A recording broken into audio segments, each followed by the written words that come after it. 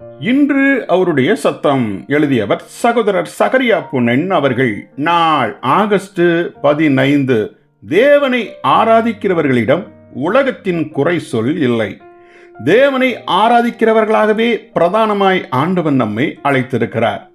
தேவன் மீது பசியும் தாகமும் கொண்ட மனிதர்களாய் இருந்திட வேண்டும். ஆகவே ஒரு ஆவிக்குரிய மனிதன் தேவனை இடைவிடாது ஆராதிப்பவனாய் இருப்பார்.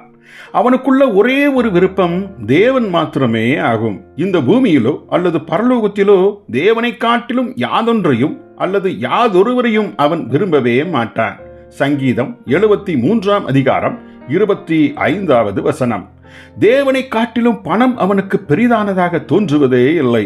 ஒரு மான் நீரோடையை வாஞ்சித்து தவிப்பதைப் போலவே ஒரு ஆவிக்குரிய மனிதன் தேவன் மீது வாஞ்சித்து தவிப்பான். கடும் வறட்சியினால் தாகம் கொண்ட ஒரு மனிதன் தண்ணீருக்காக தவித்து கதறுவதைப் போலவே இவன் தேவன் மீது தாக வாஞ்சி கொண்டிருப்பான். தன்னுடைய சுகத்தையும் சொகுசையும் விட ஒரு ஆவிக்குரிய மனிதன் தேவனுடைய ஐக்கியத்தையே மேலாக எண்ணி வாஞ்சிப்பான்.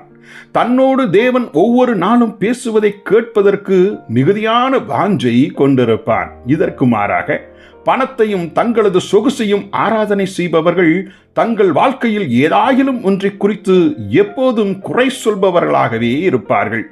ஆனால் ஆவிக்குரிய மனிதனோ தேவனை மாத்திரமே நாடுகிறபடியால் தேவன் அவனோடு எப்போதும் இருப்பது நிமித்தம் அவனுக்கோ யாதொரு குறை சொல்லும் இருப்பதில்லை. மேலும் தனக்கு நேரிடுகிற எல்லா சூழ்நிலைகளிலும் தேவனுடைய பலத்த கரத்தை காண்கிறபடியால் அவருடைய கரத்தில் மகிழ்ச்சியுடன் எப்போதும் அடங்கியிருப்பான். ஒரு ஆவிக்குரிய மனிதன் தேவனோடு தொடர்ச்சியான தொடர்பு உடையவனாக இருக்கிறபடியால் அவனது வாழ்வை நடத்தி செல்வதற்கு இனி யாதொரு சட்டதிட்டங்களும் அவனுக்கு அவசியமாய் தோன்றுவதே இல்லை. ஜீவ விருட்சமாகிய தேவனை அவன் கண்டுகொண்டபடியால் நன்மை தீமை அறியத்தக்க விருட்சத்தை அவன் மனம் நாடுவது இல்லை. கிறிஸ்துவ நிமித்தம் கொண்ட அன்பின் தியானத்தில் ஈர்க்கப்பட்டது நிமித்தம் இரண்டாந்தரமான உலக காரியங்களுக்கு அவன் வழி தவறி செல்வது இல்லை. ஜெபிப்போமா. எங்கள் தந்தையே, உம்மை மாத்திரமே ஆராதித்து இந்த உலகத்தை புறக்கணித்து வாழ்பவர்களின் நிறைவான குறை சொல் இல்லாத வாழ்வை எங்களுக்கு தாரும்.